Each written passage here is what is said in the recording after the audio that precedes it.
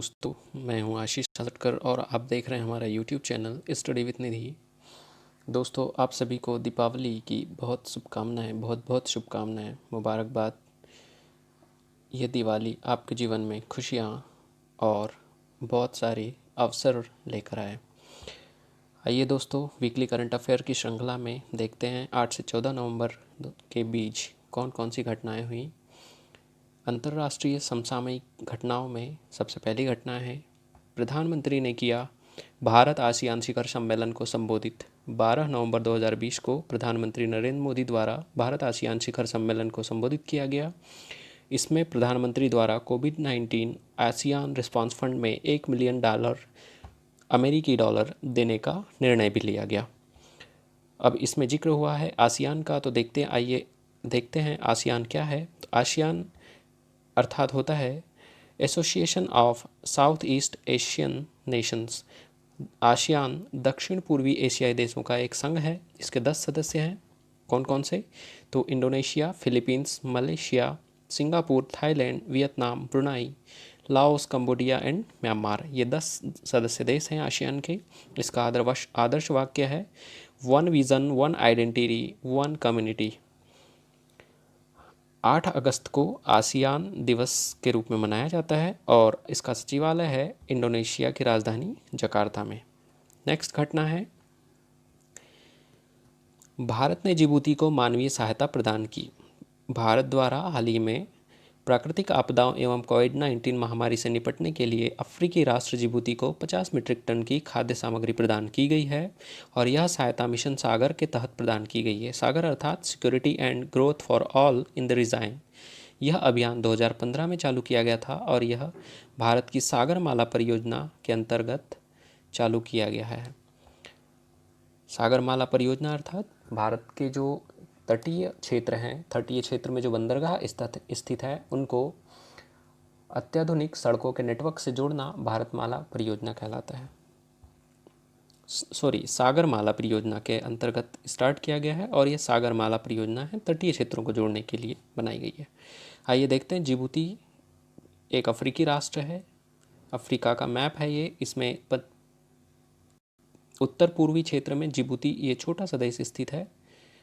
ये इसकी राजधानी भी जिबूती है। इसके दक्षिण में सोमालिया है, पश्चिम में इथोपिया है और पूर्वोत्तर में गल्फ की खाड़ी है, अदन की खाड़ी है। ये इस अदन की खाड़ी के माध्यम से ही भारत का यूरोपीय देशों से व्यापार होता है। ये हमारा लाल सागर है और इस लाल सागर जब हम ऊपर जाते हैं तो यहाँ एक नहर है जिसे स्वेज नहर कहते हैं।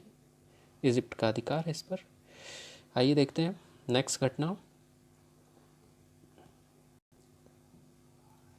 भारत ने लिया 10वें ब्रिक्स स्वास्थ्य मंत्रियों के सम्मेलन में भाग।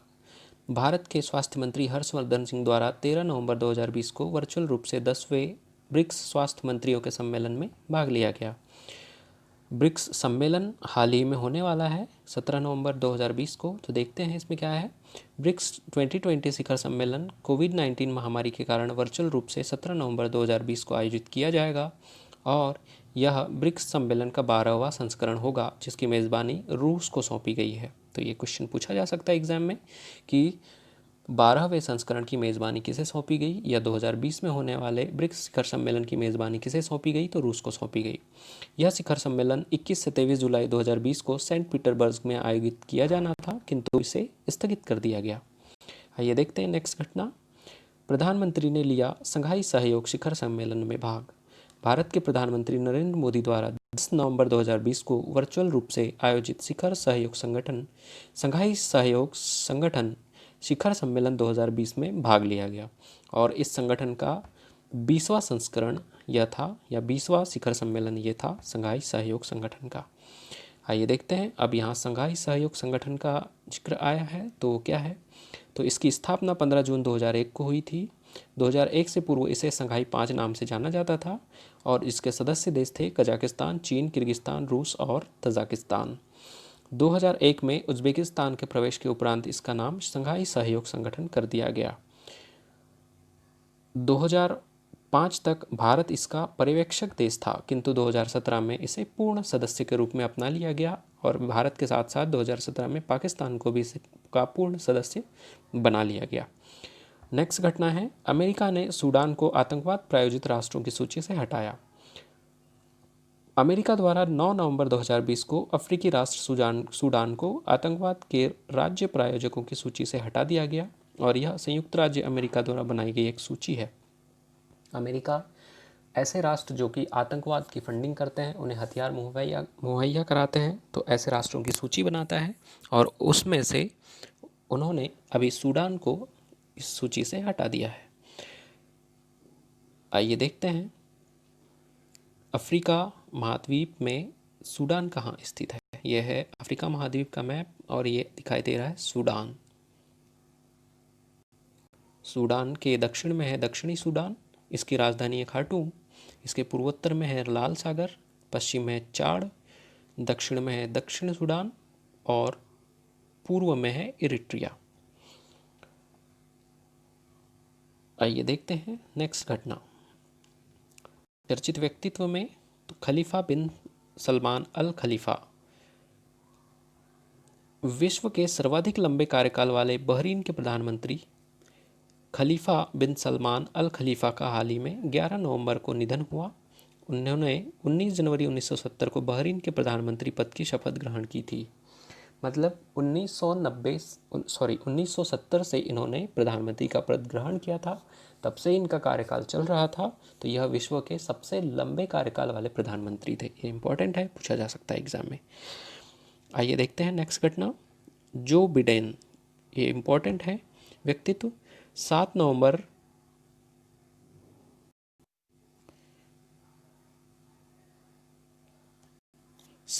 2020 को अमेरिकी राष्ट्रपति के चुनाव संपन्न हुए, जिसमें जो बिडेन द्वारा चुनाव जीत लिया गया। उन्होंने डोनाल्ड ट्रंप को हराकर अमेरिका के राष्ट्रपति पद को ग्रहण किया और वे अमेरिका के 46वें राष्ट्रपति होंगे। इसके साथ ही वह व्हाइट हाउस के सर्वाधिक बुजुर्ग राष्ट्रपति भी होंगे। जो बिडेन 2009 से 2017 तक संयुक्त राष्ट्र अमेरिका के 47वें उपराष्ट्रपति पद पर रह चुके हैं। ये जो बिडेन हैं और इन्होंने अमेरिकी राष्ट्रपति का चुनाव जीता है और अब व्हाइट हाउस में रहने वाले व्यक्ति होंगे जो बिडेन। आइए देखते हैं कमला हैरिस कौन है। कमला हैरिस जो है, हाल ही में 7 नवंबर 2020 को उन्हें संयुक्त राज्य अमेरिका की प्रथम अश्वेत महिला एवं प्रथम एशियाई अमेरिकी उपराष्ट्रपति के रूप में नियुक्त किया गया है। वे भारत से संबंधित है, इसलिए चर्चित व्यक्तित्व बहुत इंपॉर्टेंट है। वहाँ अमेरिकी राष्ट्रपति के इतिहास में उपराष्ट्रपति बनने वाली प्रथम महिला है और उनकी माता का संबंध तमिलनाडु राज्य से है। देखते हैं राष्ट्रीय समसामयिक में सबसे पहली घटना है, WHO भारत में स्थापित करेगा पारंपरिक चिकित्सा केंद्र। तो विश्व स्वास्थ्य संगठन द्वारा 13 नवंबर 2020 को यह घोषणा की गई कि वह भारत में एक पारंपरिक चिकित्सा केंद्र स्थापित करेगा और यह घोषणा जामनगर और जयपुर में आयुर्वेदिक संस्थानों के उद्घाटन समारोह में की गई और इसका उद्देश्य है आयुर्वेद को शामिल करना, सार्वभौमिक स्वास्थ्य कवरेज में पारंपरिक दवाओं की भूमिका को सुदृढ़ करना एवं नीतिगत कार्य योजना का विकास करना। आइए देखते हैं नेक्स्ट घटना। प्रधानमंत्री नरेंद्र मोदी द्वारा राष्ट्र को समर्पित किए गए आयुर्वेद संस्थान। तो प्रधानमंत्री नरेंद्र मोदी द्वारा 13 नवंबर 2020 को 2 राष्ट्रीय स्तर के आयुर्वेद संस्थान राष्ट्र को समर्पित किए गए हैं। उनमें एक है institute of teaching and research इन आयुर्वेद जामनगर और दूसरा इंस्टीट्यूट है national institute of Ayurveda Jaipur. याद रखिएगा, दोनों इंस्टीट्यूट बहुत इंपॉर्टेंट है। आयुर्वेद के क्षेत्र में शोध अनुसंधान एवं शिक्षण के लिए इन आयुर्वेद संस्थानों की स्थापना की गई है और प्रधानमंत्री नरेंद्र मोदी द्वारा इनका उद्घाटन किया गया है। चित्र में आप देख सकते हैं ये 2 इंस्टीट्यूट है और इनका प्रधानमंत्री नरेंद्र मोदी ने वर्चुअल माध्यम से, वीडियो कॉन्फ्रेंसिंग के माध्यम से उद्घाटन किया है। ये देखते हैं नेक्स्ट घटनाएं आर्थिक समसामयिक में।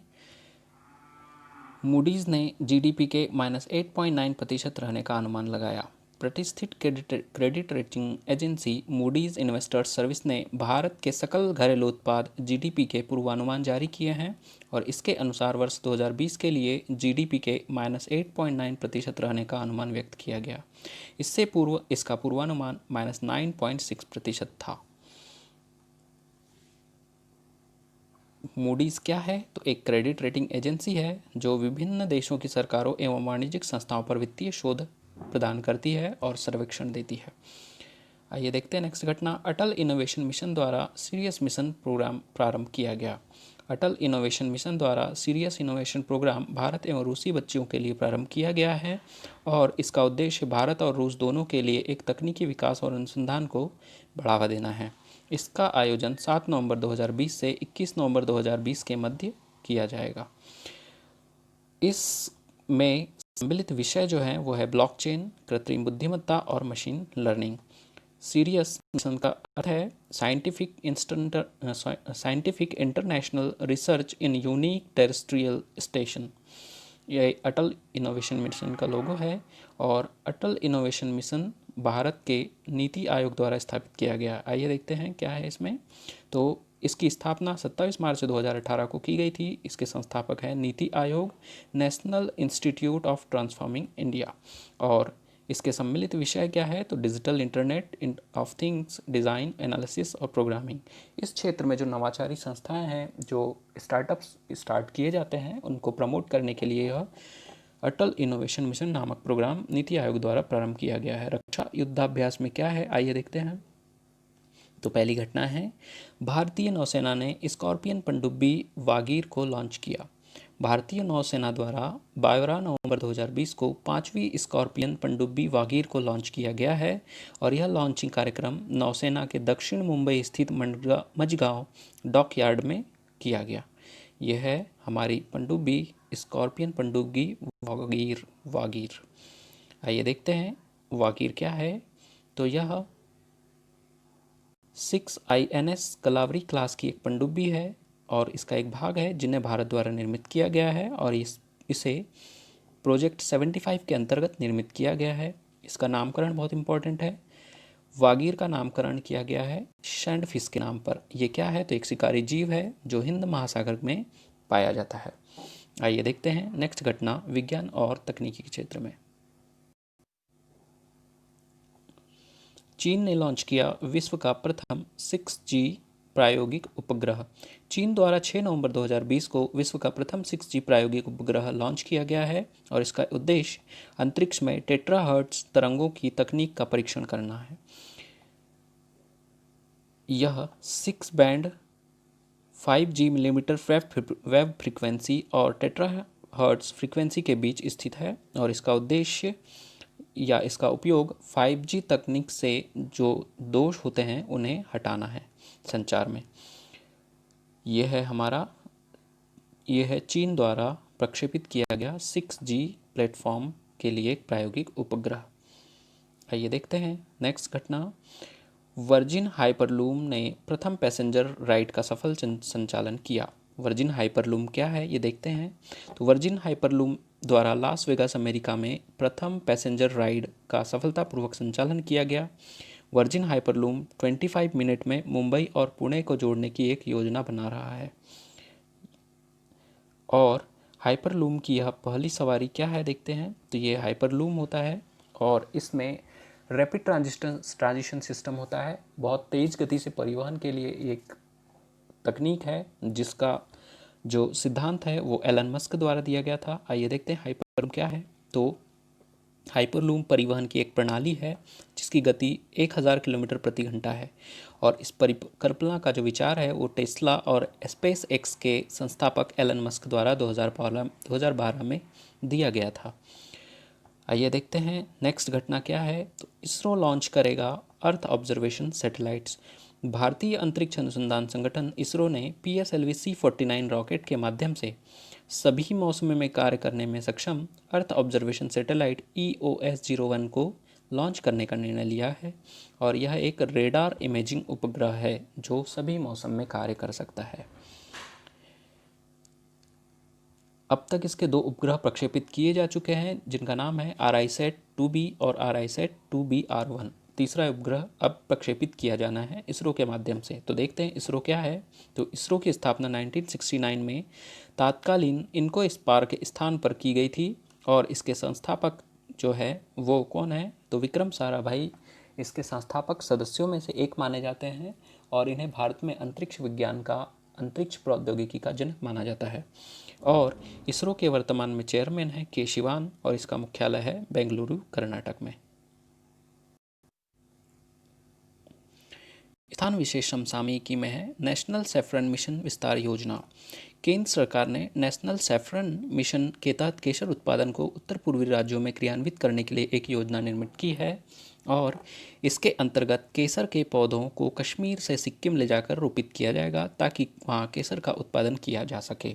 मतलब अभी तक भारत में केसर का उत्पादन एकमात्र राज्य जम्मू कश्मीर में होता था, किंतु अब केसर का उत्पादन पूर्वोत्तर राज्यों में भी किया जाएगा। इसके लिए सरकार ने नेशनल सैफरन मिशन विस्तार योजना को प्रारंभ की है। याद रखिएगा, बहुत ज़्यादा इंपॉर्टेंट है। भारत में केसर उत्पादन क्षेत्र कहाँ है, तो पंपोर क्षेत्र जम्मू कश्मीर में स्थित है। ये भी बहुत इंपॉर्टेंट पॉइंट है। और इसका उपनाम जो है, पंपोर क्षेत्र का उपनाम जो है सैफरन बाउल ऑफ कश्मीर इसे कहा जाता है। केसर को जीआई टैग भी प्रदान किया गया है। आइए देखते हैं नेक्स्ट घटना स्थान विशेष में कौन सी है। आत्मनिर्भर मध्य प्रदेश 2023 क्या है ये, तो मध्य प्रदेश के मुख्यमंत्री शिवराज सिंह चौहान द्वारा 12 नवंबर 2020 को वर्चुअल कार्यक्रम के माध्यम से आत्मनिर्भर मध्य प्रदेश 2023 का एक रोड मैप लॉन्च किया गया और इसका विशेष केंद्र है राज्य में स्वास्थ्य एवं शिक्षा, अस्पतालों का एक नेटवर्क स्थापित करना, अर्थव्यवस्था और रोजगार, लघु और कुटीर उद्योगों को प्रोत्साहन देना। आइए देखते हैं।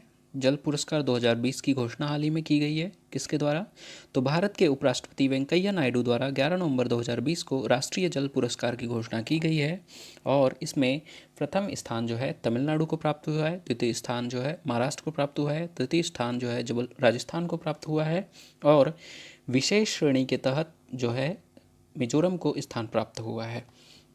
अब तमिलनाडु राज्य ने विभिन्न श्रेणियों में 7 पुरस्कार जीते हैं। मतलब ये जो जल पुरस्कार है ये जल शक्ति मंत्रालय द्वारा दिया जाता है प्रतिवर्ष और जल संरक्षण के क्षेत्र में जो उत्कृष्ट कार्य करने वाले राज्य है इसको इसमें चयनित किया जाता है और इसमें प्रथम राज्य जो है वो है तमिलनाडु।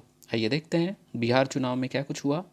तो निर्वाचन आयोग ने 11 नवंबर 2020 को बिहार राज्य के लिए चुनाव परिणाम घोषित किए हैं और इसके परिणाम कुछ इस प्रकार है।